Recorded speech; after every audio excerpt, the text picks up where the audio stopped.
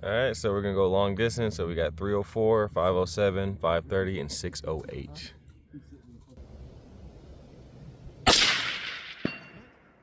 Like it. I'm trying that little one. All right. Hit left edge. All right. Try that again. Hit belly. 2.0. Left edge. Hit. Left edge. Left edge again. Hit.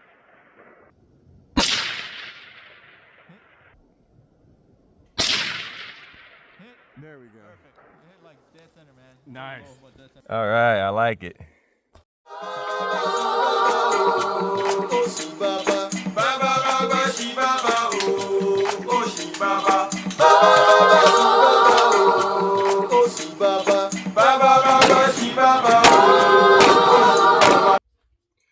All right, y'all, Lock Slow firearm reviews here today. All right, guys, so I'm gonna go over one of my favorite AR builds that I've done here not too long, within the past year or so. And when I say it's one of my favorites, it's definitely like one of my favorites. It's one of the guns, if I could only take, 2 rifles, it'd be this gun and my 11.5. So I'm gonna go over tip to butt over this long mofo rifle here that barely fits in the camera frame, even on the widest angle. And so this is my precision gun, or my designated marksman rifle, however you want to say. I don't like to call it my sniper rifle, because in order for me to consider a sniper rifle, I myself must be a trained sniper, which I'm not. So that's why I call it just my precision gun, or my designated marksman's rifle. And so I'm gonna go over this build tip to butt. This is an AR-10 platform in the 308 or 7.62 by 51 caliber, which is honestly one of my favorite calibers. Probably, I honestly think it's definitely top 2.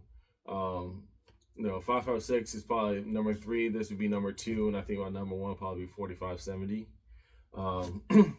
But in the calibers I can use for the stuff I do, my training and everything, and the hunting I do, 7.62 by 51 or 308 has plenty energy behind it to get the job done, and honestly kill really anything in North America. So it's definitely one of my favorite calibers in that aspect. But today I'm gonna give you a full in-depth overview of all the parts I have and why I have them. And just in case you yourself are looking to build an AR-10 platform yourself. So I'm gonna start tip to butt, and I'm work my way back. So on the front of the gun, I have my suppressor. So this is the YHM Resonator 2 full-size 30 caliber can. Just like my 11.5, which is also a YHM full-size can, but it's specifically for a 5.56 caliber. This is specifically for a 30 caliber can. So yes, you can use this on a 308. You can use this on a 300 blackout, or any caliber that's 30 caliber. But I have it on this here gun because it has a muzzle brake. So a 308 with a muzzle brake is extremely loud, extremely loud. I did a precision competition. I forgot what city it was here in Florida.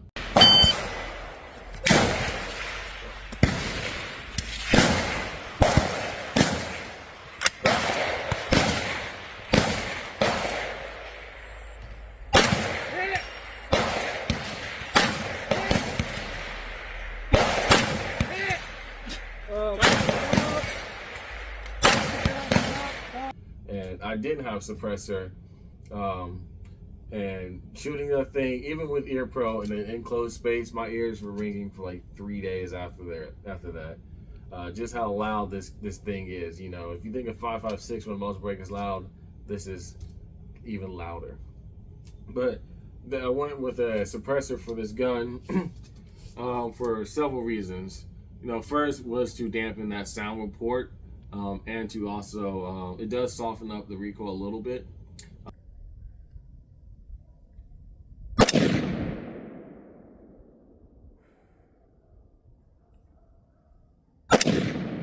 Dead center. I fucking love One this more.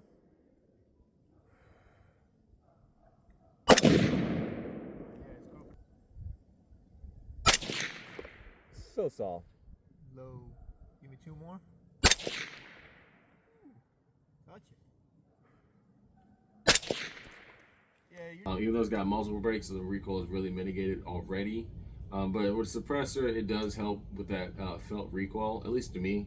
Some people say it has more felt recoil, but to me, it seems it smooths out the recoil.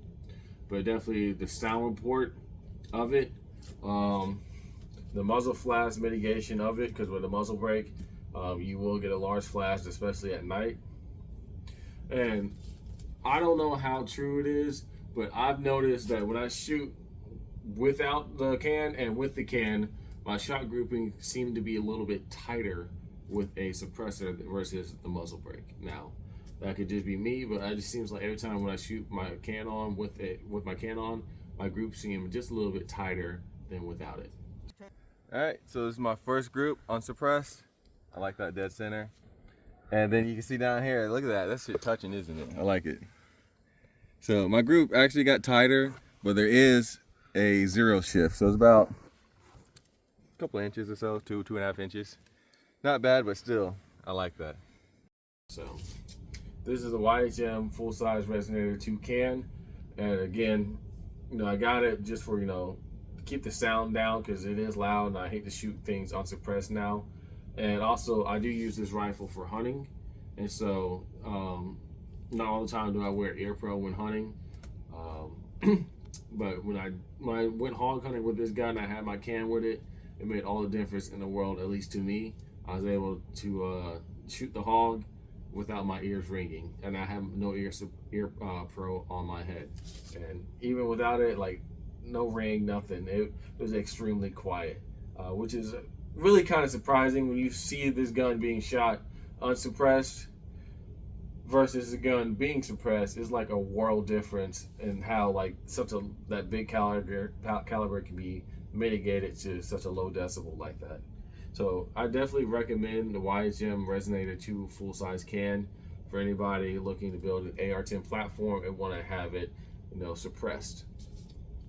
And just like my 11.5, if you want the YHM can, you're gonna have to get the YHM muzzle device to go with it. And so that's what I did here. Got the YHM muzzle brake. And unlike the 11.5, I wasn't so concerned about having like a short package. So this gun does not have the Kurz kit, so it does stick out the way it's supposed to. It's not a little bit more compact, where this little piece right here is kind of removed. I'll try to bring my gun out here. So if you look at this, it has this piece here on my rifle, but on the 11.5 that piece is not there to give it a little bit shorter profile on my 11.5. But again, like I was not really concerned about the overall length of the gun because I'm not using this for like CQB or anything like that. When I bring the gun out, I'm gonna have plenty of space to lay out, so I wasn't so concerned about trying to be compact. Now moving on back, which is one I think the top 3 must-haves for a precision gun, the barrel. So if you're gonna look at building a precision gun, you're definitely going to want to get the most accurate barrel you can possibly get. And so when you're looking to spend your money, you want to spend that little extra bit of coin on a good, accurate barrel. So I went with the Criterion 308 M118 LR barrel.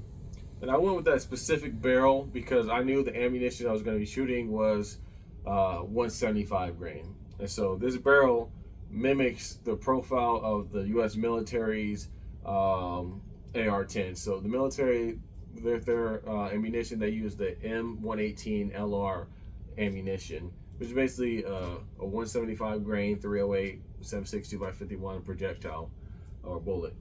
And so this barrel mimics that specifications of that round. It has a 1-in-11 twist to it, and it's stainless steel as well.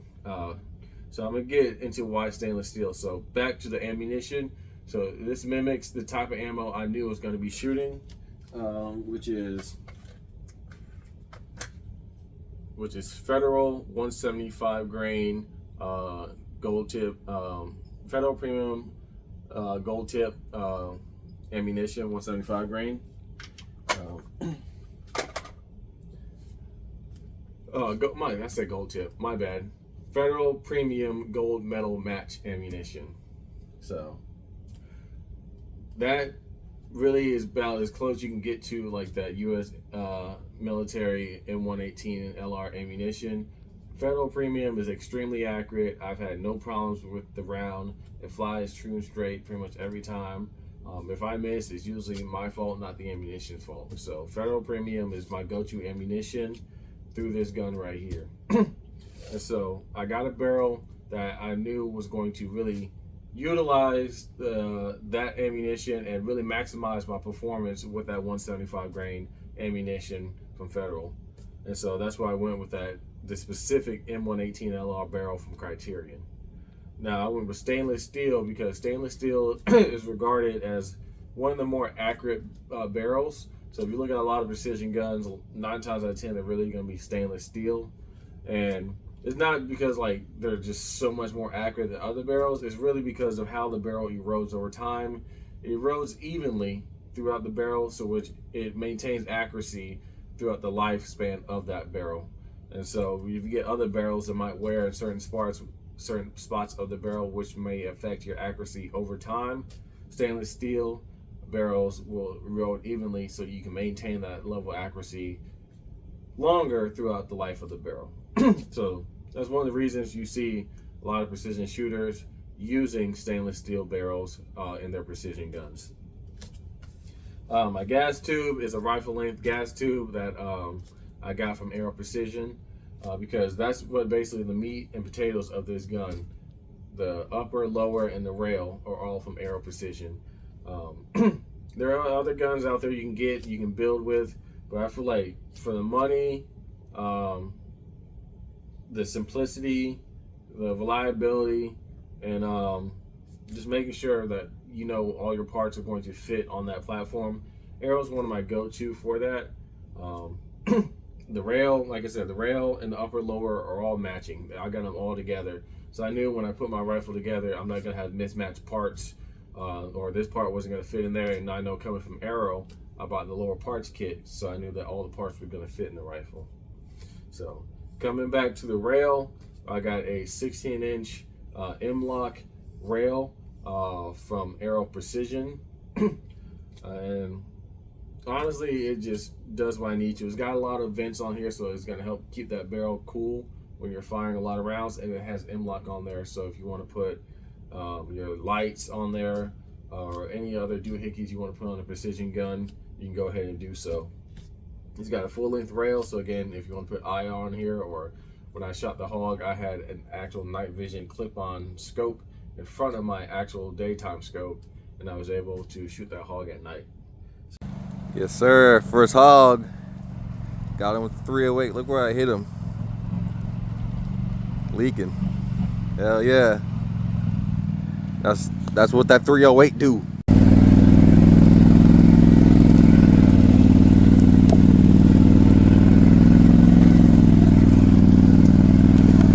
So the rail does a good job.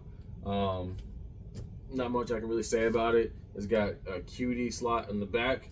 I don't really like them up front. I feel like it kind of gets in the way, so I went with the one that has it in the back. Coming down beneath the rail, I have a Harris bipod, but it was a conjunction between Harris bipod and LaRue tactical. And so this little QD mount here, you just pull back and then you flip forward, and then you can disattach the bipod. As you can see, the top part is from LaRue, and it's pretty much made one piece to the bipod. So it's not like other people that have to get the Harris bipod and then they have to get like an adapter and then screw it in there or made it together. This comes from the factory just like this, And what this the root plate does is allows it to sit a little bit lower, have a little bit shorter profile with your QD disattached rail on that bipod. So it's a little bit more expensive, but it's something I wanted because I know it's all one piece. It's not really gonna fall apart because I've seen other people, like when I was doing my research on bipods and what to get, some people were having problems when they would get like a Midwest Industries, QD adapter for the Harris bipod. And sometimes it would come apart or the screw would come out or whatever it was. But with this, I've seen a lot more people having successful reliability with that system versus any others. So yes, it was a little bit more expensive, but I think it was worth it. Now I want to talk about this section here. So on the bottom is basically my poor man's Arca rail. So I have M-lock rail slots kind of throughout the bottom of the rail, and I did that for a specific reason. Most times people will have their bipod as far forward as possible. Let me get in there. Just like that. And 9 times out of 10, that's fine. But let's say you're shooting like on a platform like this desk. It's for a quick shot, this is fine, right? But if you have to sit there for a prolonged amount of time, it's gonna get annoying kind of keeping this buttstock up and not being able to shorten up on that platform you're shooting. And sometimes you don't have the benefit. So what I do is add those extra rail panels, and then it allows me. So it allows me to put my bipod in a different space. So now I can put my arm down and get behind my rifle and still maintain a solid position, solid and stable position behind my rifle and engage targets if I need to. Just in case if I'm in an environment or a space that doesn't allow me to fully stretch out, I can still get behind my rifle and be comfortable. Not have to sit out here holding it. Because for a short minute, yeah, it's fine. But when you're sitting here for like, if you're hunting and you're waiting for that animal and it's just been hours, trying to sit like this is really gonna get fatiguing. So it's nice to be able to kind of stretch out a bit, put your arm down, take your hand off if you need to, and just scan and check. And if you have to get on the rifle, you can get on it and take your shot. So that's something, if you don't want to spend a lot of money on an Arca rail, you go ahead and just get extra rail panels here that have the pick rail attachment to it, and you can just add your bipod to it. I slap it on, and I can fold it up, keep it nice and compact when I don't need it, and then when I'm ready, I can just go ahead and flop them down.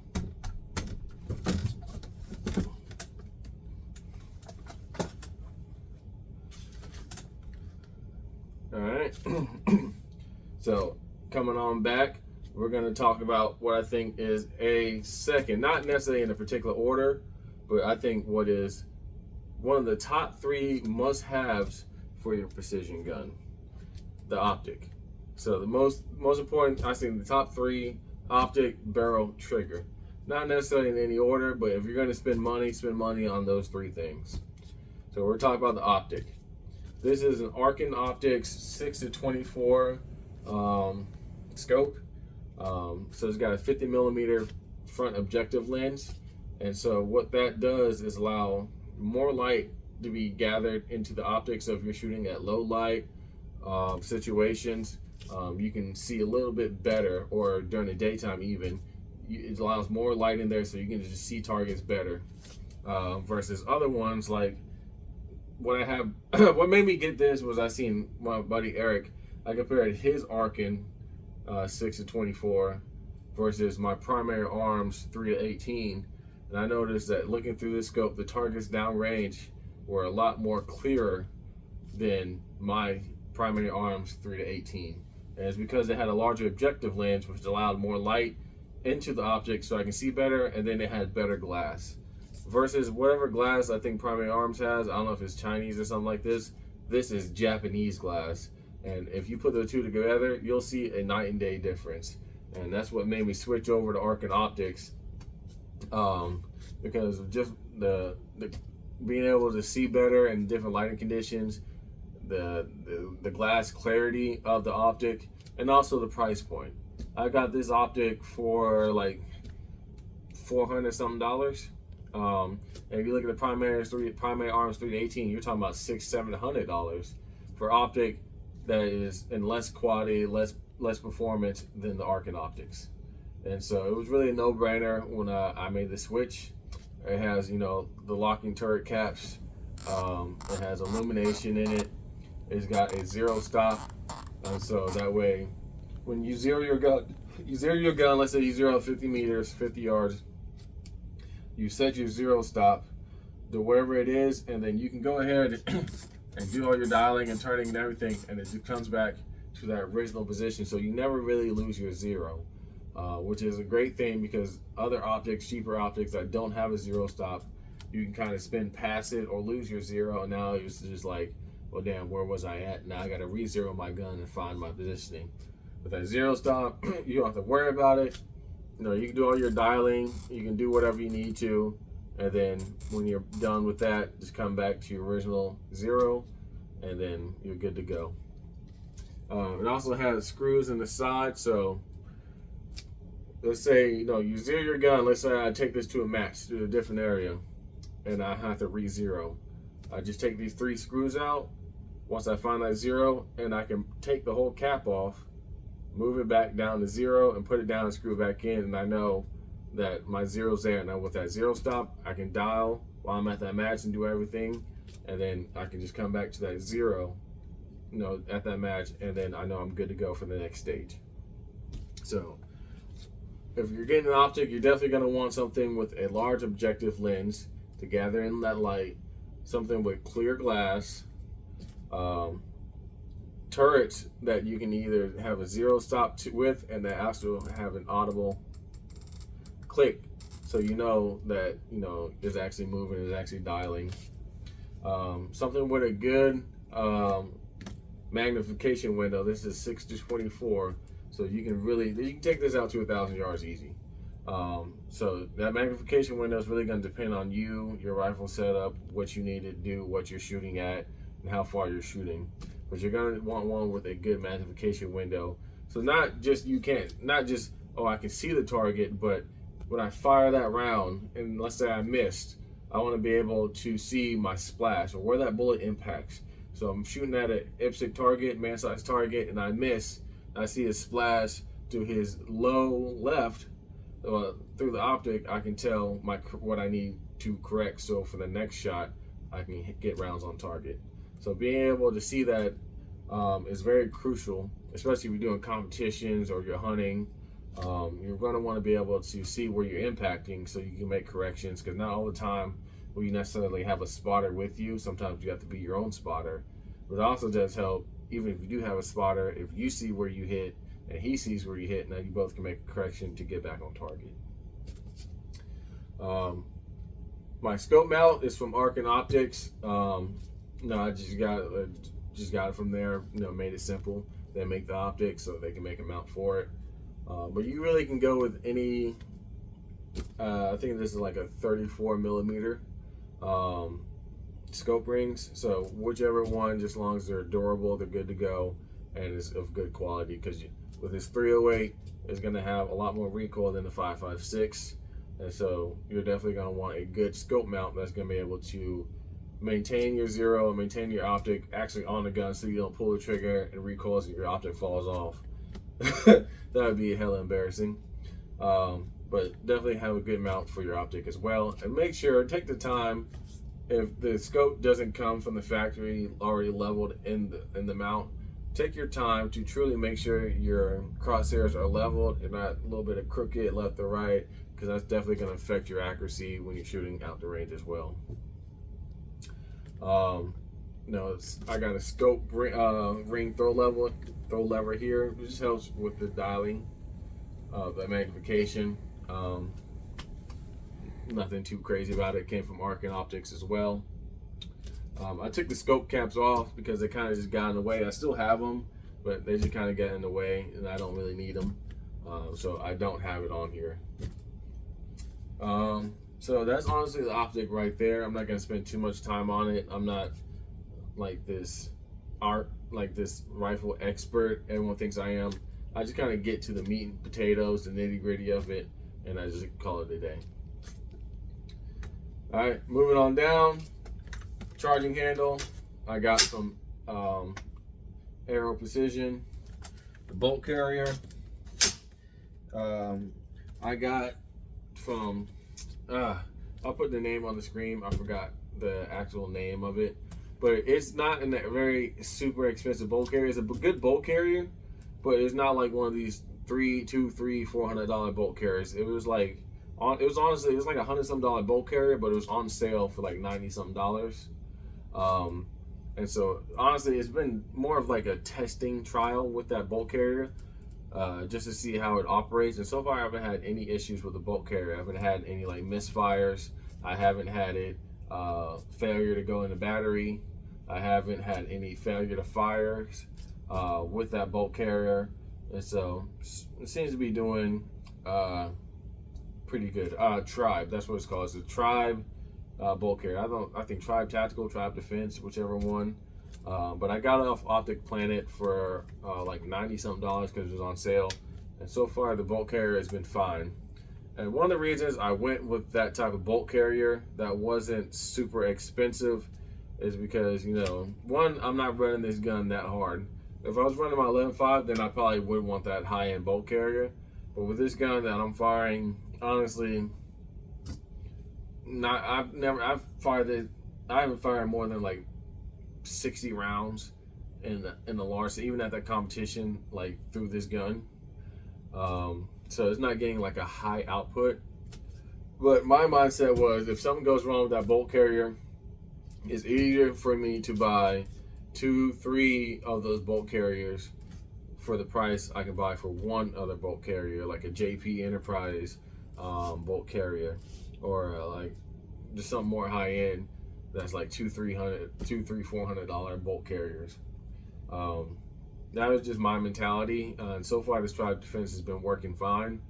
And so, because again, even any bolt carrier you use eventually will break. Yeah, sure, it might be a longer period with a higher end bolt carrier, but when that bolt carrier does break, it's not like, damn, I gotta spend another $400.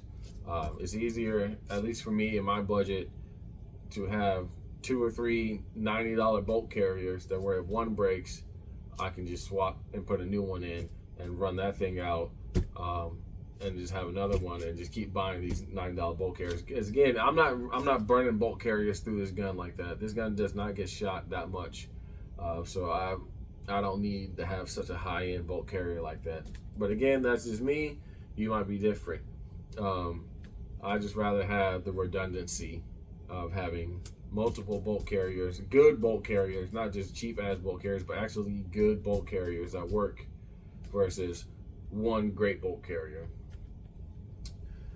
All right, so moving past the bolt carrier, I have an upper and lower from Aero Precision. So Aero Precision uses the DPMS style for their AR-10s. And so I made a video about this in the past, so I'm gonna reiterate it again for those who haven't seen that video or just watching this. If you're gonna build an AR-10, make sure you buy the upper and lower together as a set. AR-10s are not like AR-15s. AR-15s, you can honestly really just kind of buy any lower and any upper, and they'll mate together. With AR-10s, there are 2 different platforms out there. You got a DPMS style, and you got the Armalite style, or what some people say the AR-10 style. And so those will not mate. If you have a DPMS style lower and an Armalite upper, they will not mate together. There are key differences usually in the back end area of where like they'll meet in this place, that really separate the two. So I'll put a picture on the screen for you guys so you can kind of see the difference.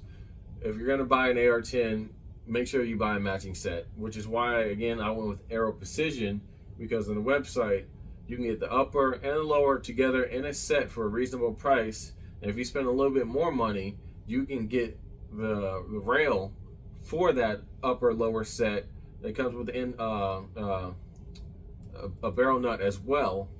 And so you can really just get the meat and potatoes that act like the shell of your AR-10 all from one place, and know that it's going to match up every time, and you don't have to really think about, well, is this lower going to match with this upper, or is this upper going to match with this lower, or is my rail going to fit on this receiver? You can, that's all just kind of just, you know, done for you. Is taking that question is taken out. You know, you can just buy it and you're good to go. All you gotta do is make sure it's in spec, and all the parts that you buy, lower, like the lower parts, fit in your gun. Which is another good thing about Arrow, or another thing I did was I bought the receiver, upper, lower, the rail, and the lower parts kit um, for my AR-10. So again, I knew it was all coming from the same place, so my parts were going to fit. Granted, you can go to other places and, you know, buy a receiver set and whatnot. I just wanted to make it as easy as possible for myself, and just went with what I knew would work. This is my second AR-10 that I've built. My first one I've built in the past was an Arrow Precision. Come on, right here. There you go.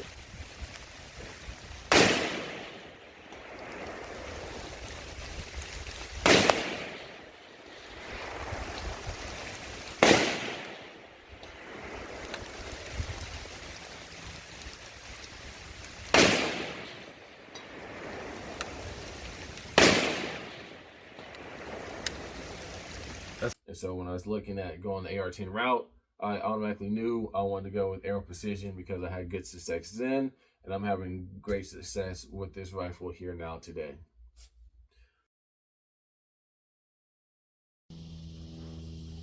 Spotter's ready, fire when ready. Got it? You see it? Yep. Fire one more.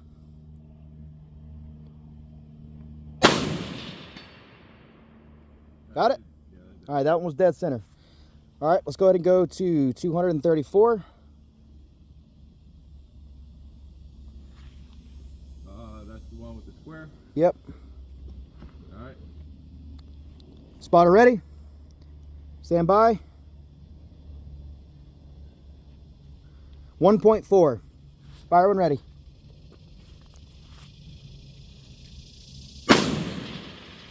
Dead center. Right on top of it.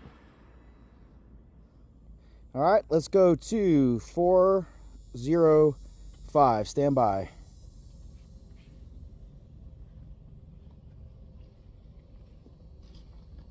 All right, just parallax. With that triangle? Yeah, triangle. We're gonna go 2.4 mils. Spotter ready, fire when ready. Favor slight left. Give me a little bit less left hold. Dead center. All right, let's go. We're going to the X. That is 507. Stand by.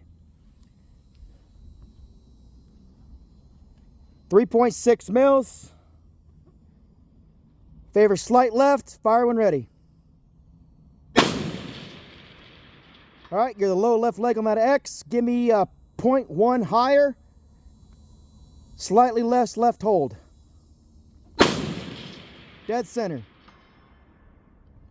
All right, let's go to 530. That's going to be the guy with the diamond on the center of his chest. There we go. Let's give it 4 mils. Yep. Slightly left of center. Got it? You hit the left corner of that diamond. Give me a little bit less left hold.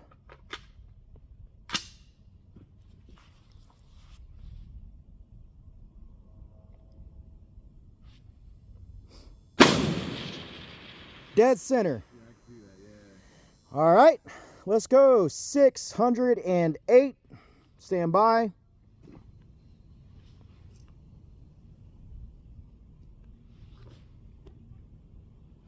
Orange dot.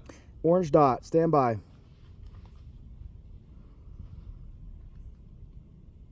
All right, we're gonna go 5 mils. Favorite left edge of that orange dot.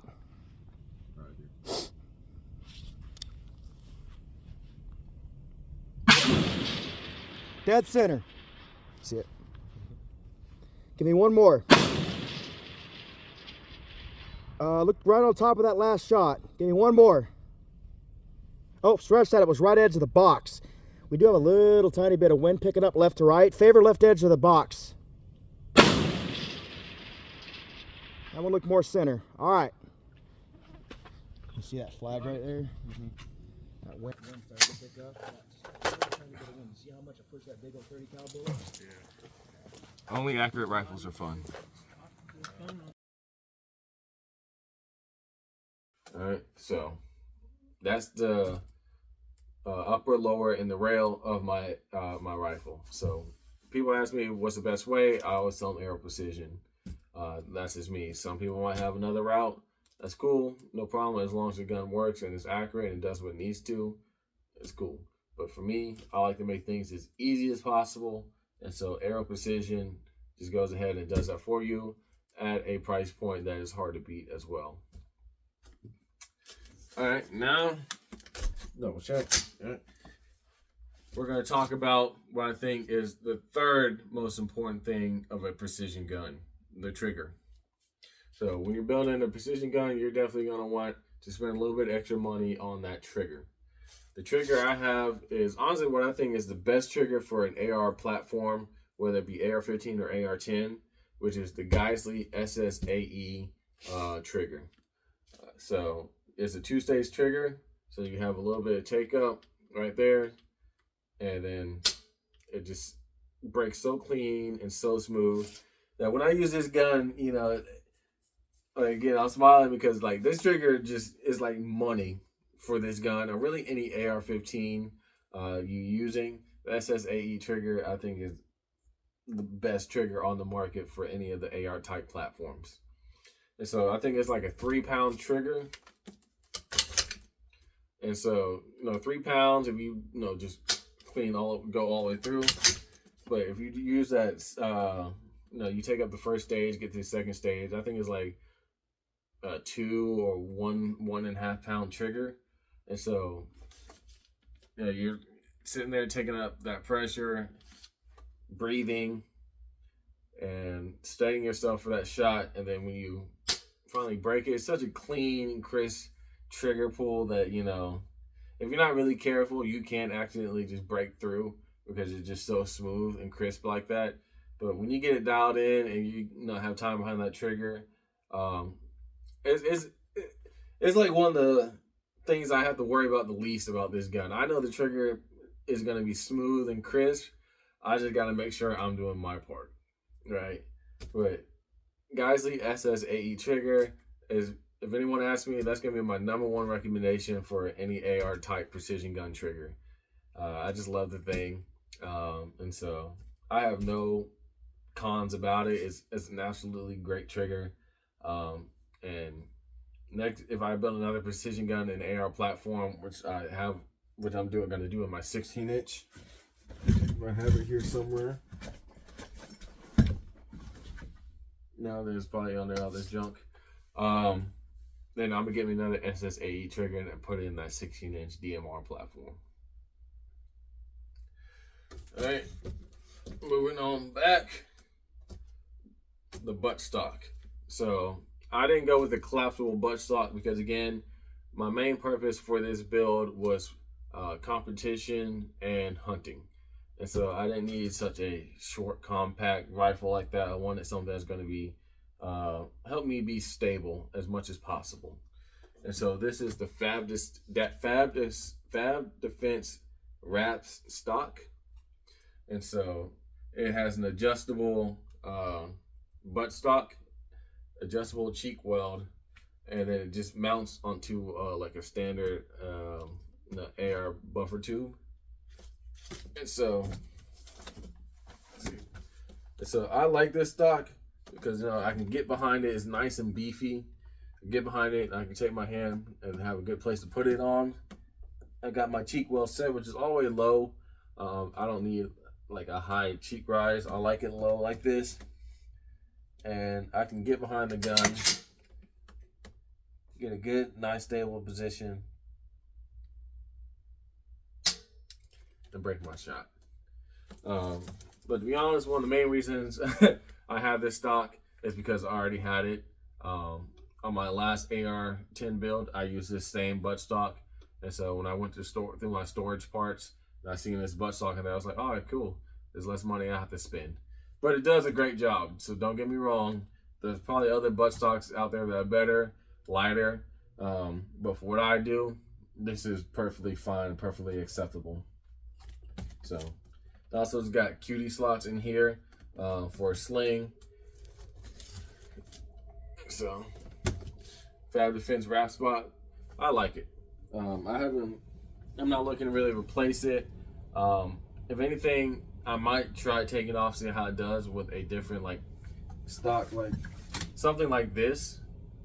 I know I said I don't use a collapsible, but I just want to see if there's any real difference with it, because with this stock on, it does balance out the rifle very well. The suppressor does make it a little front heavy, but this buttstock being a little beefy like it is adds some weight to the back end, and so it feels more balanced in my hands versus if I had like a lighter buttstock, and then it's just completely front heavy because of the suppressor and everything. But it's something I might try in the future just to see, how unbalanced it makes it with a lighter buttstock. But for right now, this is my buttstock, and I like it, and it does exactly what I need it to. For a sling, again, just another item I had laying around in my storage parts. It's the Blue Force Gear Vickers tactical sling. So it's an adjustable sling for length with a little bit of a padded area, because baby girl gets kind of heavy, especially when you're tromping around the woods with her, getting to your tree stand, or you're going from competition stage. She can get up there and wait a little bit, So, especially fully loaded, she's got some weight to her. She's definitely like a 10-pounder plus rifle, but it's not something that you can't do. It's just a lot heavier than like something like this. But big girls love too, and I love her. For my magazines, I have Magpul 20 rounders. I was gonna get the 25s, talking to Keith, and he's saying you shouldn't really get those because you want to be as low to the ground as possible, which helps in stability and your precision shooting. So the 25 rounders kind of made you have to sit up just a little bit higher because they wouldn't impact in the ground. So with the 20 rounders, I'll try to put it like this.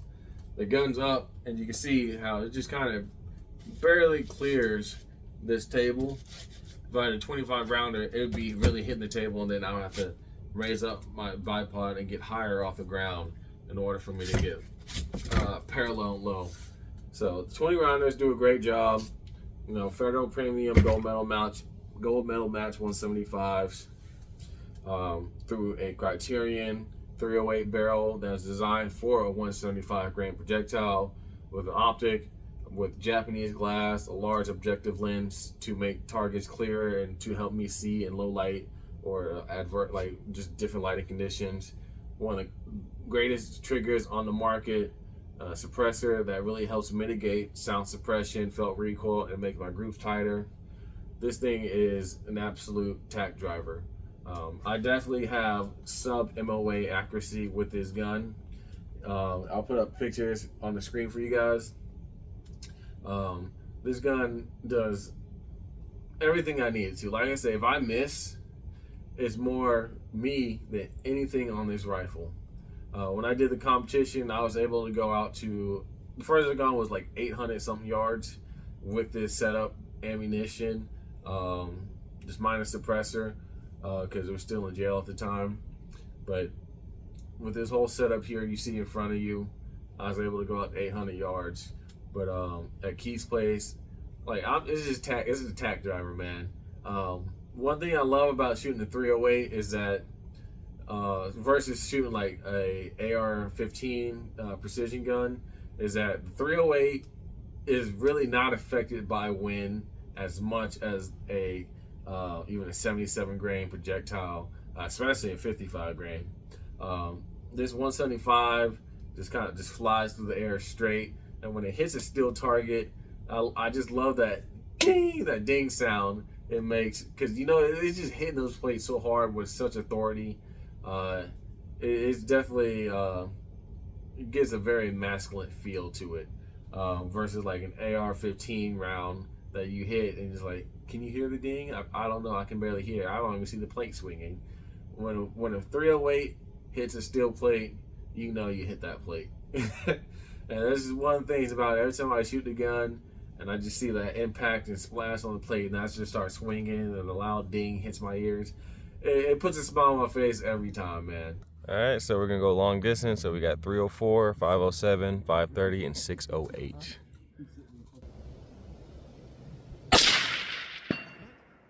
Like it. I'm trying that little one. Alright. Hit left edge. All right. Try that again. Hit belly. 2.0. Left edge. Hit. Left edge. Left edge again. Hit.